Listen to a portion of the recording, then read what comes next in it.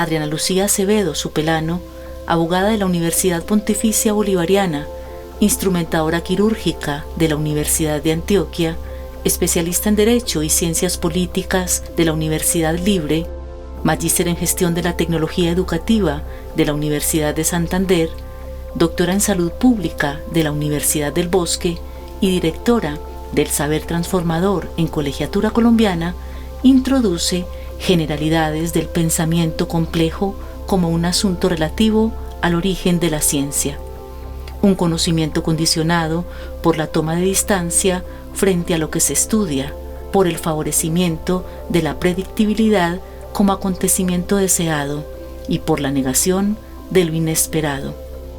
Una historia de determinismos y reduccionismos que le revela a la contemporaneidad que la pretendida objetividad en la descripción que hace un científico del mundo es su invención propia. En esta misma línea, la posibilidad de relación entre las ciencias duras y las ciencias blandas, como imágenes de rigidez y flexibilidad en la producción de conocimiento, replantea el mundo como complejidad exuberante y variación infinita, como iteración, autocatálisis, autopoiesis y como evolución y adaptación.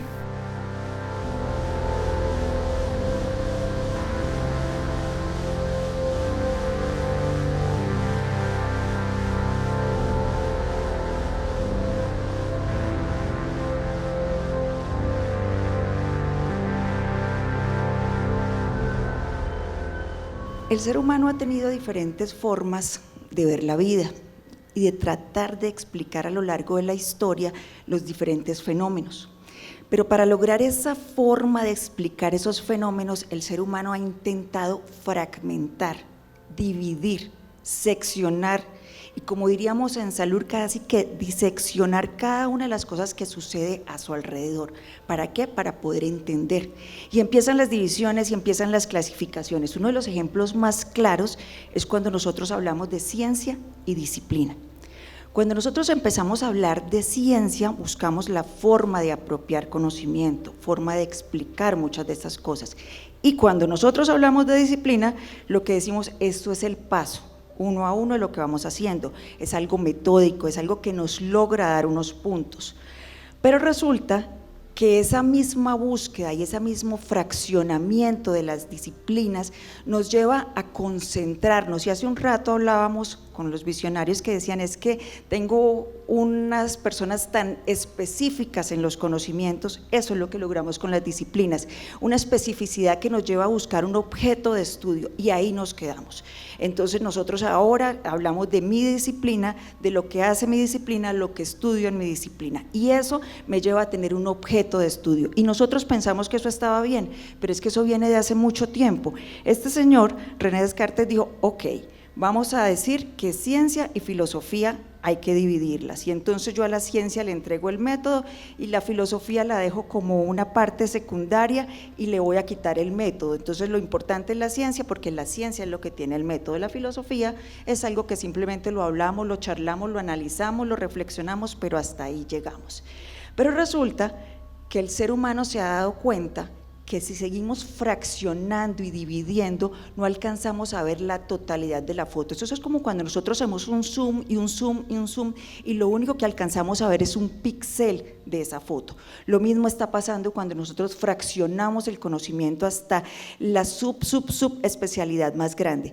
Entonces, de pronto nos estamos perdiendo en explicaciones de lo que es el mundo, de lo que es la realidad, de cómo enfrentar los problemas y cómo poder abordarlos. Entonces empezamos a pensar que es hora de romper paradigmas, y cuando nosotros empezamos a decir que necesitamos romper paradigmas es que buscamos cómo enfrentar esos niveles y esos límites que nos hemos impuesto al conocimiento. Cuando nosotros tenemos un enfoque determinado en ciencia, para seguir hablando en singular, decimos que tenemos una determinada casi que dogma o casi que doctrina, y cuando empezamos a irnos en contra de esto, decimos que estamos frente a una revolución científica. Entonces cambiamos el paradigma, cambiamos el enfrentamiento y ahí nos vamos nosotros enfrente de esas revoluciones. Entonces ese rompimiento de paradigmas es casi que buscar una visión diferente del mundo, buscar otra posibilidad de ver el mundo. Y la humanidad ha estado llena de paradigmas. Si ustedes recuerdan, Cristóbal Colón se supone que salió a buscar cómo decirle al mundo que la Tierra no era plana. Mentiras, él sabía que era redonda, lo que no sabía era qué tan cerca o qué tan lejos estaba lo que él consideraba que eran los continentes. Él siempre supo que era redonda. El paradigma para nosotros que nos han enseñado era que ellos consideraban que la Tierra era plana. Y así hemos tenido muchísimas de los paradigmas que han tenido la humanidad. Si nosotros vamos a mirar, existe la primera revolución científica en la cual nosotros dijimos que la ciencia era básicamente mecanicista, determinista y casi que reduccionista. ¿Por qué? Porque nosotros buscamos una explicación, como les decía hace un momento, de cómo buscar esa forma de entender nosotros como ser humanos lo que pasa. ¿Y cómo lo hacemos? Pensando en que nosotros somos producto de una gran máquina, una máquina perfecta, y así logramos entender el universo. Ese es como el producto del gran relojero que creó esa etapa mecanicista de esa primera revolución científica. Y determinista porque todo lo explicaban a través de las fórmulas matemáticas. Y por último decimos que es reduccionista porque nosotros, gracias a Newton, que lo convertimos en un dios, dijimos que todo lo explicábamos por la ley de la gravedad, que aún hoy nos rige, por la ley de acción y reacción y por la ley de inercia. Y ahí nosotros nos quedamos. Pero ¿qué pasa? Resulta que nos hemos quedado cortos. Definitivamente no podemos explicar todo lo que pasa en el mundo. Y nos acostumbramos y en los años 60 empezamos a decir, nos estamos quedando cortos, y empezamos a hablar de filosofía, de ciencia, de matemática, y dijimos, no, esto es poco, necesitamos más, y empezamos a pensar en ciencias en plural, ciencias naturales, ciencias de la vida, ciencias de la salud, ciencias del conocimiento, y empezaron a agrandarse un poquito las fronteras hasta llegar a lo que hoy hablamos de ciencias de punta, que son las famosísimas ciencias de la complejidad. Estas ciencias de la complejidad nos van a mostrar otra forma de entender el mundo, otra forma de poder abordar los problemas, y estos surgen en el Instituto de Santa Fe en el año 84, básicamente como una forma de entender esos fenómenos emergentes, esos fenómenos que son no lineales, unos fenómenos que se adaptan y que se autoorganizan. Y eso es claro cuando nosotros, por ejemplo, hacemos política pública. Por más de que nosotros hagamos política pública, y todos lo vivimos, por ejemplo, con el famosísimo pico y placa, por más de que nosotros tengamos pico y placa, vemos que seguimos exactamente en lo mismo. La política pública no puede seguir siendo lineal. ¿Por qué? Porque existen muchos factores que terminan cubriendo las cosas. Lo mismo sucede en educación, lo mismo sucede en lo que tenemos que afrontar día a día. Por eso las ciencias de la complejidad quieren romper esos paradigmas y empezar a abrir un poco más la visión de lo que nosotros hacemos. Pero como nosotros tenemos un pequeñito Newton dentro y necesitamos una explicación de todo, entonces empezamos a decir, bueno, pero ¿qué son las ciencias de la complejidad? En sí, a ciencia cierta es imposible lograr definirla. Lo único que podemos decir nosotros es que es un grupo de ciencias que buscan contradecir lo que ha sido la revolución científica de todas estas épocas, es decir, son no deterministas, no reduccionistas, no mecanicistas, y buscan enfrentar aquello que no logra permitir que nosotros podamos abordar los diferentes problemas del mundo. Rompen los dualismos porque nosotros, y sobre todo en Occidente, siempre pensamos bien y mal, blanco y negro, y nos olvidamos de todos esos grises que existen. Buscamos entonces que sean, como decíamos ahora, no deterministas, no reduccionistas, no mecanicistas. Son ciencias de la vida, son ciencias biocéntricas, es decir, que dejan atrás el hombre como única parte central para dedicarse a mirar que hay un entorno total de la vida, un interés por la vida total. Aquellas comprensiones y explicaciones contraintuitivas, es decir, empezamos a darle un papel protagónico a la creatividad, a la imaginación, a la intuición, porque ¿qué más que una imaginación podía haber pensado en los agujeros negros o en el salto cuántico? A nosotros nadie nos puede mostrar eso en este momento, nosotros no lo imaginamos, lo creemos y desde ahí nos movemos. Y Tal vez lo más importante es que estas son las ciencias de lo posible y de lo imposible. Y vamos a empezar a hacer una introducción en los lenguajes de programación.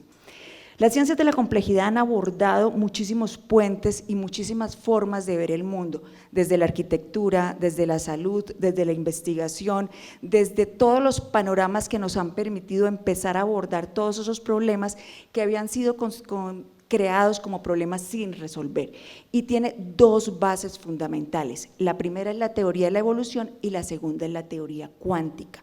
Pero cuando nosotros hablamos de cuántica, nosotros siempre pensamos en la física cuántica, pero hablamos de física cuántica, química cuántica, ciencias sociales cuánticas, ciencias del comportamiento cuántico, es decir, un poco más allá de lo que nosotros hemos estado acostumbrados a pensar que es la cuántica.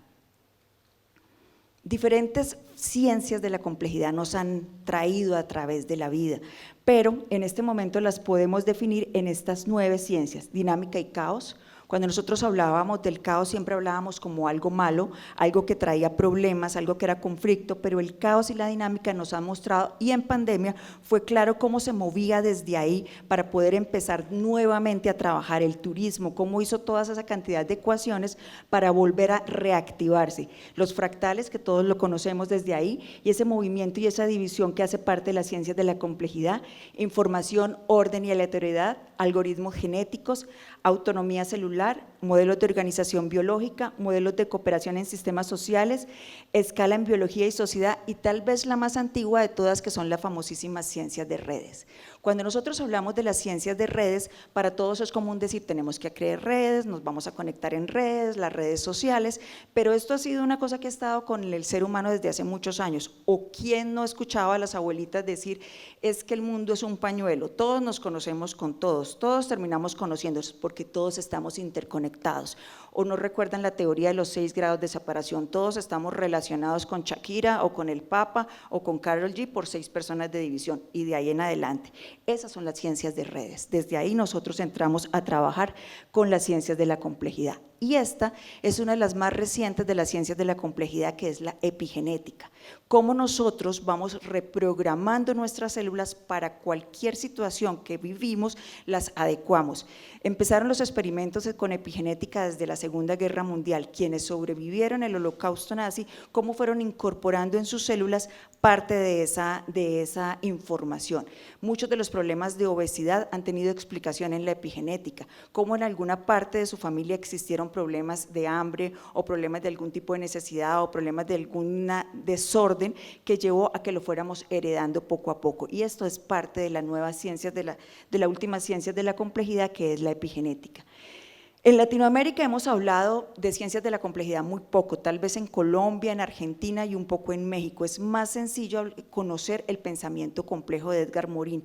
De pronto tenemos un poquito más de relación con él, pero Colombia es pionera en ciencias de la complejidad y busca romper, y desde aquí es la parte donde entramos en educación, romper esa disciplina que hemos creado sobre el conocimiento. Nosotros nos acostumbramos a etiquetar, a categorizar y a clasificar. Como les decía, cuando empezamos nosotros nos acostumbramos a segmentar, y así hemos hecho el conocimiento, empezarlo a dividir, y así nos enseñamos a educar, así nos enseñamos a pensar, así nos enseñamos a hacer la sociedad, y así nos enseñamos a hacer el mundo y el universo. Esa disciplinación del conocimiento lleva a que nosotros pensemos de pronto en que existen seres humanos mejores que otros, o que existen ciencias más importantes que las otras, o que existen conocimientos más importantes que los otros, y por consiguiente empezamos a romper y a buscar pequeñas cosas que no nos dejan, como les decía hace un rato, entender completamente la visión. Y definitivamente por allá escuchamos la voz de Maquiavelo que dice divide y reinarás. Así fue el conocimiento nuestro. El conocimiento es totalmente dividido y fraccionado. La historia de Occidente es el triunfo más grande de la fragmentación y la disciplina. Todo está basado en la disciplina, y para algunos se ha querido pensar que la sociedad que Occidente es una sociedad que nació enferma. Entonces desde ahí hay que empezar a mirar qué tan importante es empezar a romper esas fronteras que llevan las disciplinas.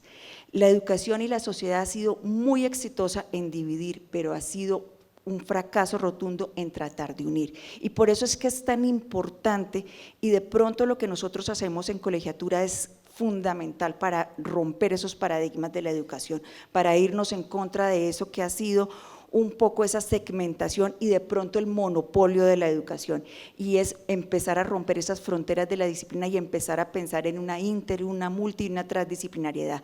Nosotros lo decimos constantemente en educación, pero no lo hacemos en la realidad. Un ejemplo claro de una disciplina fragmentada que sucede en educación es lo que hacemos en los currículos. Nuestros currículos están llenos de requisitos, es decir, no podemos movernos desde ahí, nos hacemos totalmente rígidos. Cuando nosotros presentamos una propuesta de flexibilidad, o como dice el ministerio ahorita, de fluidez, empiezan a cuestionarnos y empezamos a decir, pero estamos perdiendo puntos desde la disciplina, estamos perdiendo importancia en la disciplina, es que yo necesito más de la disciplina, pero resulta que es que nosotros no tenemos que únicamente educarnos en una disciplina, tenemos que abrir el mundo, abrir las fronteras para poder entender eso que está pasando en la realidad, si no, no vamos a poder abordar los problemas, no vamos a entender qué pasa con el planeta, no vamos a entender qué va a pasar más adelante si seguimos viendo desde una sola escala y desde un solo punto. Entonces eso es lo que buscamos, y tal vez la propuesta más fácil es tener un pensamiento sistémico, dejar de hacer un análisis y empezar a hacer una síntesis, empezar a cubrir absolutamente todo, y tal vez la forma más importante de reaccionar contra esa costumbre de fraccionar y disciplinar es algo que nosotros entendemos y ganamos gracias a los grados de libertad. Entonces empezaríamos a buscar indisciplinar las disciplinas. ¿Y cómo indisciplinamos las disciplinas? Ganando libertad. ¿Y cómo ganamos libertad? A través de la información. Si nosotros tenemos información, empezamos a cuestionar, a contraargumentar, a refutar, a buscar un pensamiento crítico, que es más importante que simplemente memorizar.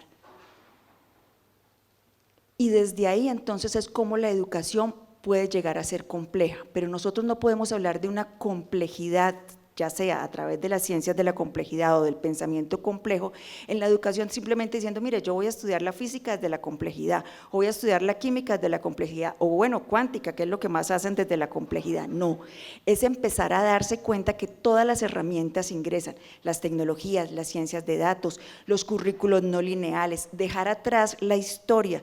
Nosotros la historia nos trajo acá, pero debemos romper ese esquema que nosotros seguimos arrastrando de traer la historia y empezar a pensar en un presente y en un futuro. Si nosotros seguimos dejando atrás, seguimos pegados a lo que estamos haciendo y no ver un poco más allá de todo este píxel, dejar atrás los conceptos tradicionales de la educación y empezar a pensar en una heurística, una metaheurística, en la creatividad, en la forma de avanzar, en la forma de ver el conocimiento desde otras posibilidades. Insisto, la imaginación, la creatividad, la forma, las teorías de juegos, las posibilidades que nos amplía esto diferente a nosotros lo que hemos estado acostumbrados desde las disciplinas. Obvio que nosotros necesitamos muchos de esos pensamientos, pero tal vez lo más importante de empezar a ver la educación desde este tipo de fronteras es pensar que nosotros empezaremos a hacer ciencias de la posibilidad y ciencias de la imposibilidad, porque es que no podemos pensar únicamente en qué es posible,